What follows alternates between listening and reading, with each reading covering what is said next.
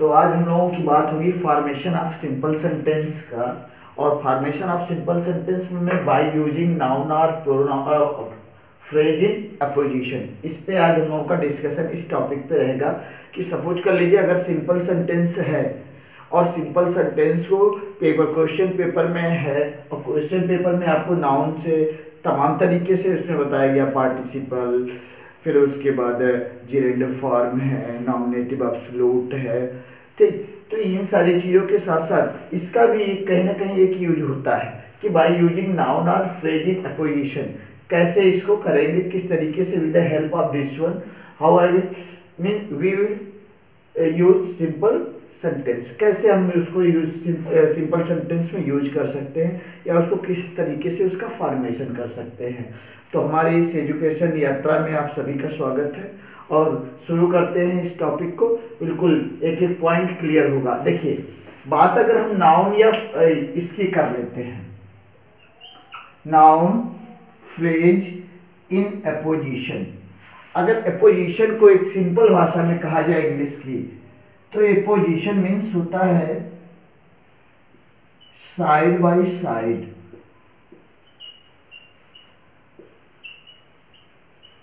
अब side by side का क्या हो गया, इसके और भी मीनिंग होते हैं। अब साइड बाय साइड को क्या नाम देंगे, जैसे एक सिंपल सा एग्जांपल दे रहे हैं, उसके बाद आपको शुरू कर रहे हैं। जैसे मान लीजिए नाउन और फ्रेज की बात या अपोजिशन में, जैसे मैंने कहा सचिन तेंदुलकर, सब जानते हैं, दुनिया जानता है, पूरा होल वर्ल्ड जानता है इसको, सचिन तेंदुलकर कौन है। मैंने एक दूसरा उनका नाम रखा, मास्टर ब्लास्टर, फिर एक नाम रख दिया। तो जितने भी इस तरीके से हैं, या जैसे मैंने कहा अभी मैं एग्जांपल एक महाराणा प्रताप का दे देता कि Maharana Pratap was a brave king, you are the king of Mewar. तो किंग ऑफ मेवाड़ कौन, महाराणा प्रताप। उसी विषय पे इसको आज इसी पे चर्चा होगी, तो थोड़ा सा पॉइंट इसको नोट कर लेते हैं क्योंकि नोटेड पॉइंट वो क्लियर रहेगा। चलिए इसको लिखवा देते हैं, फिर उसके बाद आपको एक्सप्लेन कर रहे हैं।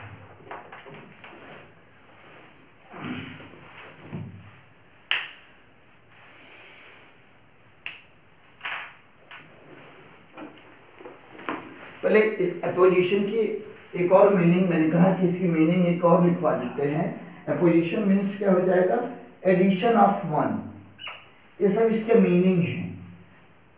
Addition, addition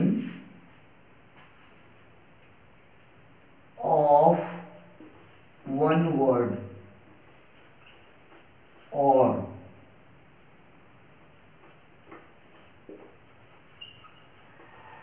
group of words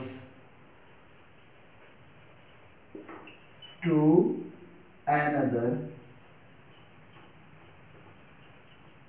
as an explanation, as an explanation. ये भी एक मीनिंग है, हम लोगों के गुरु जी हम लोगों को ये समझाए थे। एडिशन ऑफ वन वर्ड और group of word to another as an explanation. एक मीनिंग ये भी है जो सिंपली वे में लर्न किया जा सकता है, साइड बाय साइड। अभी पॉइंट क्लियर हो जाएगा कि मैं कहना क्या चाह रहा हूँ और कैसे हम फॉर्मेशन करेंगे एक सिंपल सेंटेंस को एक सिंपल में बनाने के लिए किस तरीके से होगा, with the help of both ये नाउन और फ्रेज का, ठीक। तो इसको बिल्कुल नोट कीजिए। देखिए, पहला कोई भी नाउन है, कोई नाउन हो और कोई भी फ्रेज हो, बात नाउन या फ्रेज की करते हैं। उस नाउन या फ्रेज या बगल में, मीन्स साइड बाय साइड, इसकी हिंदी बगल में रखा जाता है,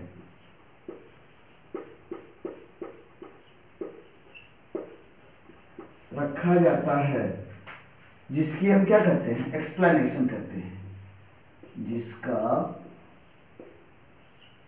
एक्सप्लेनेशन होता है।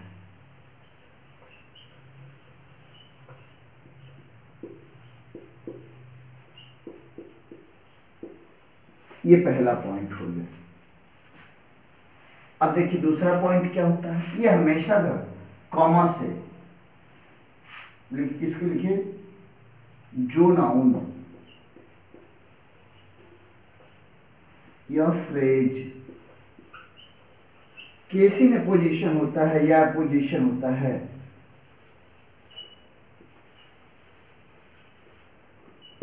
पोजीशन में होता है या रहता है,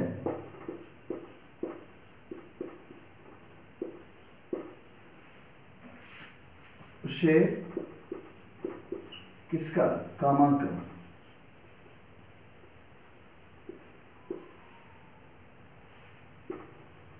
कामा के द्वारा क्या किया जाता है, इसको कामा के बीच में रखा जाता है, कामा के बीच में रखा जाता है।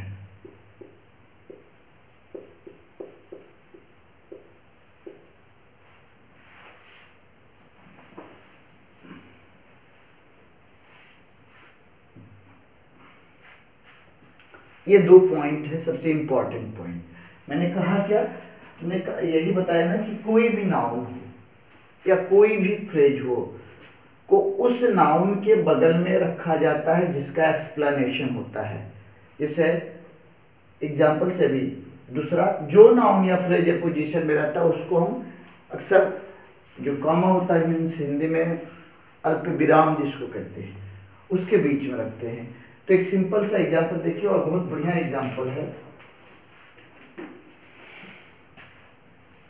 हमने कहा कि राणा प्रताप का नाम एग्जाम्पल में पहला देखिए, Rana Pratap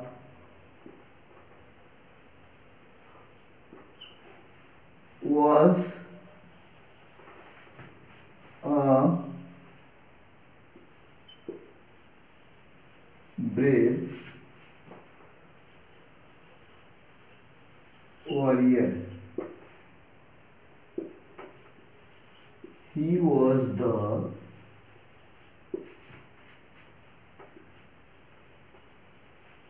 king of Mewar. Sentence यही है।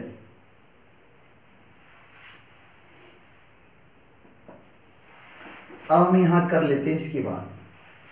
अगर आप ये मान लीजिए ये तो सेपरेट है, इसको ए बना दिया हमने और इसको बी बना दिया, ध्यान दीजिएगा, ए बी हमने सेंटेंस क्या रखा और कैसे आपको करना। देखिए बात हम राणा प्रताप की कर रहे हैं, तो राणा प्रताप नाउन है और ब्रेव वॉरियर, हम किसके बारे में, राणा प्रताप के बारे में ही बात हो रही है। Was the king of Mewar. जैसे मैंने अभी सचिन तेंदुलकर का भी एग्जाम्पल अभी दे रहे हैं, तो जब आप कंबाइन करोगे सेंटेंस को, तो पहले आपने क्या लिखा,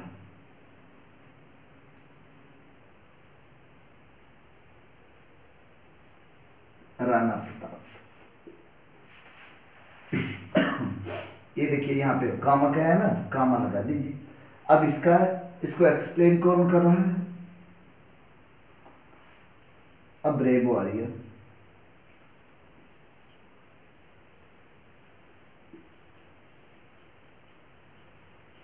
हो गया, was the king of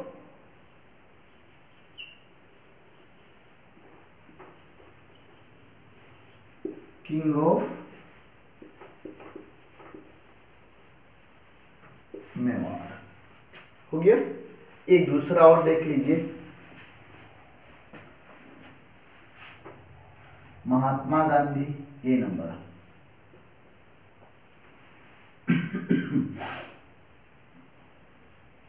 Mahatma Gandhi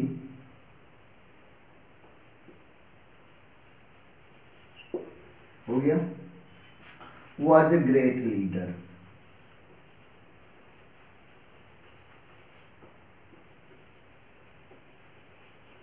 full stop. B number,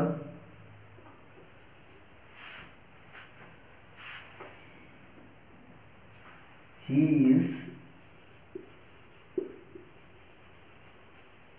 is called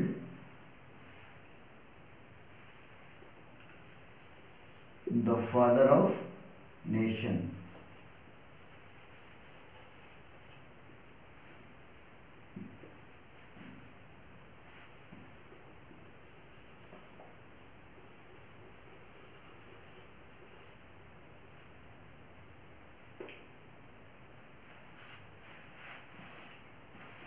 अब आइए देखिए, नाउन कौन, महात्मा गांधी। इनको एक्सप्लेन करने वाला, जो एक्सप्लेन करता है, जिसका एक्सप्लेनेटर होता है महात्मा गांधी का। कैसे? अ ग्रेट लीडर, और क्या, क्लियर? आपने लिखा क्या कंबाइन में?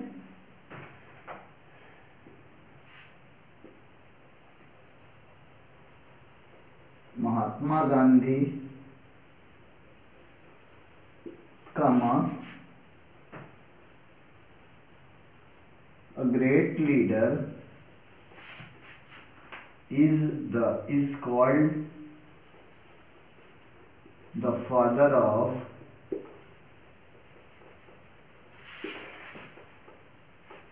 the nation। ये हो गया।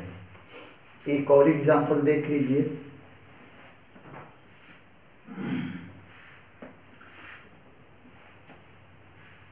Question, Tagore was the author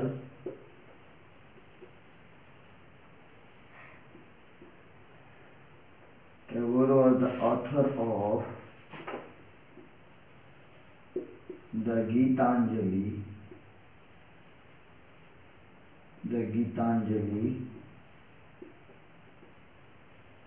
full stop। B number, he was a great poet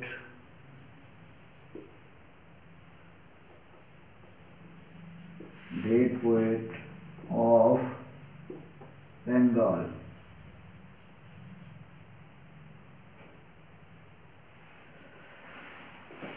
हमने क्या किया? Tagore was the author of Gitanjali, was a great poet of Bengal. अब इसको कंबाइन कर दीजिए। अब तो आपके लिए इजी हो गया, कंबाइन कीजिए इसको। तो जब आप कंबाइन करेंगे तो क्या करना है? Tagore a great poet of Bengal, Tagore को एक्सप्लेन करने के लिए a great poet of Bengal was the author of Gitanjali. ऐसे लिखिए, Tagore comma a great poet of Bengal, comma, was the author of the Gitanjali।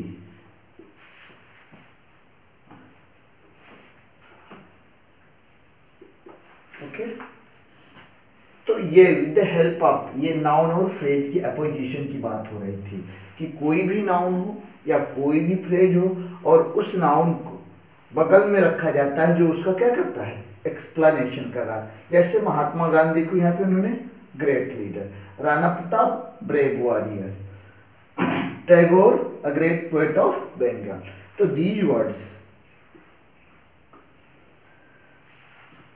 ये सारे वर्ड्स इस तरीके से हैं कि आप इनके यूज से क्या कर सकते हैं? फॉर्मेशन ऑफ सिंपल सेंटेंस का आप बहुत आसानी से इसको बना सकते हैं। और देखिए इसी के साथ, इसी में adverb with the using of adverb है, कंजक्शन एंड है, बहुत सारे ऐसे टॉपिक्स हैं। ठीक, तो आप इसको स्क्रीनशॉट लीजिए, फिर मैं आगे बताता हूँ आपको। तो अब बात कर लेते हैं एडजेक्टिव की। से मान लीजिए फॉर्मेशन ऑफ सिंपल सेंटेंस, आपको सिंपल सेंटेंस बनाना, और सिंपल सेंटेंस में with the help of adjective, adjective की सहायता से कैसे किस तरीके से आप सिंपल सेंटेंस बनाएंगे। तो देखिए 2 सेंटेंस 3 सेंटेंस कितने भी सेंटेंस हो, ठीक है, कोई किसी सेंटेंस में नाउन तो दिया रहेगा, कोई भी ऐसा दिया है जो उसके बारे में, उस सेंटेंस के बारे में अगर उसको एक्सप्लेन कर रहा है कि हाँ वो गोरा है, काला है, लूला है, लंगड़ा है, मोटा है, किसी भी स्थिति अगर किसी भी नाउन की उसके एक्सप्लेन या उसकी विशेषता बताई जा रही है तो उसको लगा के किस तरीके से आप सेंटेंस को करेंगे। चलिए इसको भी देख लेते हैं, ठीक। एक और इसमें तो लिखते जाइए। देखिए कोई 2 सेंटेंस मान लेते हैं, इसको थोड़ा सा ऐसे नोट कर लीजिए। जब 2 सेंटेंस में, ठीक है, किसी एक या किसी भी सेंटेंस की, किसी एक सेंटेंस में ऐसे एडजेक्टिव,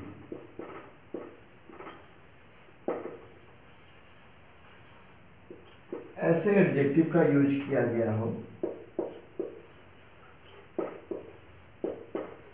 गया हो, जो दूसरे सेंटेंस की,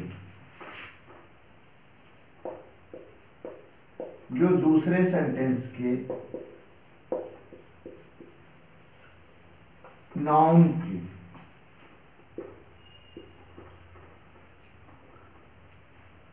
नाउन की एडजेक्टिव को क्वालिफाई करता हो, एडजेक्टिव को मॉडिफाई करता हो या क्वालिफाई करता हो, या यह लिख देते हैं क्वालिफाई करता है इधर से।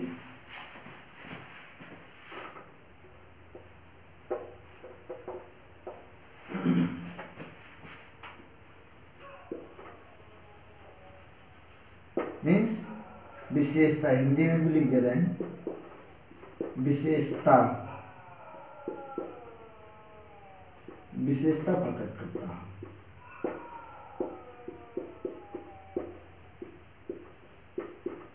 ठीक है। देखो क्वालिफाई करता हो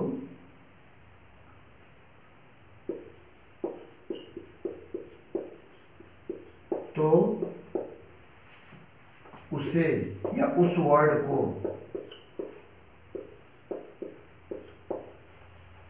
उस वर्ड को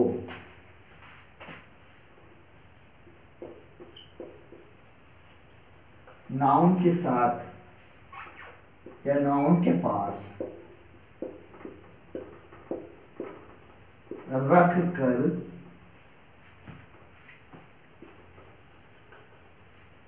सिंपल सेंटेंस का फॉर्मेशन करते हैं।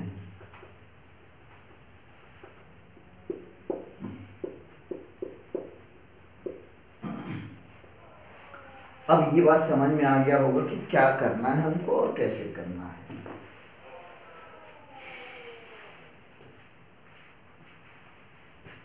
देखिए हमने लिखा क्या, हमने कहा कि जब 2 सेंटेंस में से किसी एक सेंटेंस में ऐसे एडजेक्टिव का यूज किया गया हो जो दूसरे सेंटेंस के नाउन के एडजेक्टिव को क्वालिफाई करता हो तो उसे या उस वर्ड को नाउन के पास रखकर सिंपल सेंटेंस का फॉर्मेशन करते हैं। जैसे एक एग्जांपल के थ्रू समझाते हैं। मैंने लिखा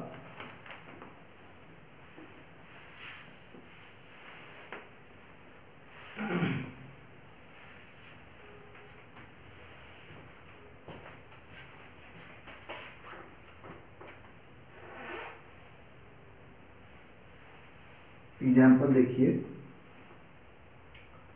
सेपरेट सेंटेंस है, the police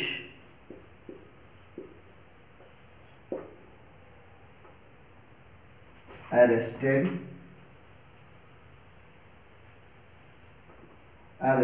a thief, police arrested a thief, पहला सेंटेंस हो गया।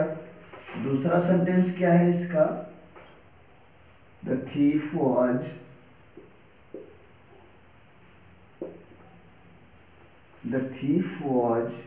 notorious, the thief was notorious।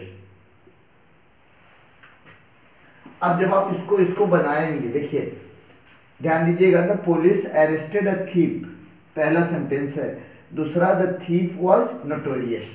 तो हमने लिखा क्या है कि कोई एक सेंटेंस में ऐसे एडजेक्टिव का यूज किया गया जो नाउन के एडजेक्टिव को क्वालिफाई करता हो। तो देखिए एक पुलिस है, पुलिस ने अरेस्ट किया है, ये वर्ब हो गया, ये नाउन हो गया, और किसको, एक नाउन यहाँ पे है थीफ, और थीफ यहाँ का, थीफ का एक्सप्लेनेशन मीन्स उसकी एडजेक्टिव पॉइंट क्या है, नोटोरियस।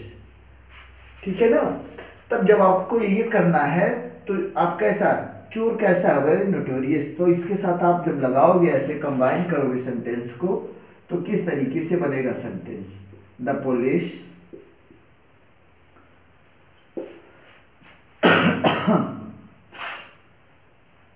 अरेस्टेड, कैसा चोर, पहले adjective, the police arrested a notorious thief। अब इसका एडजेक्टिव है कि नहीं है, ये क्लियर। तो इस तरीके का सेंटेंस अगर आता है कि कोई भी सेंटेंस हो, दो सेंटेंस हो जिसमें उसका दूसरे में या दूसरे वाले सेंटेंस जिसमें भी उसके एडजेक्टिव को क्वालिफाई कर रहा है, उसको हम क्या करेंगे, उसके पास ही रखेंगे, ना उस नाउन के पास रख करके सिंपल सेंटेंस का यूज कर देंगे। एक सेंटेंस और देख लीजिए,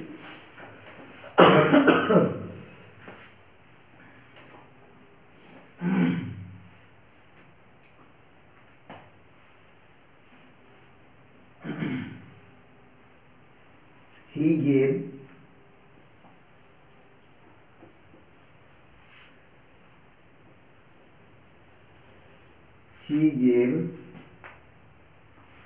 a rupee to a man, पहला सेंटेंस।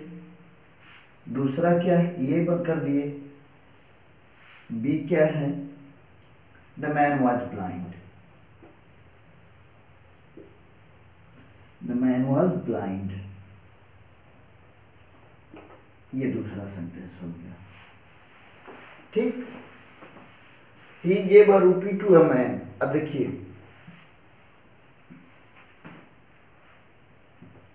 इसकी विशेषता कहीं है, मैन की विशेषता, अब फाइंड आउट कीजिए, आदमी कैसा है, ब्लाइंड है।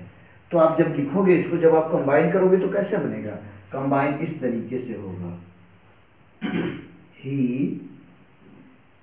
gave a rupee, किसको, अ मैन कैसा, ब्लाइंड मैन।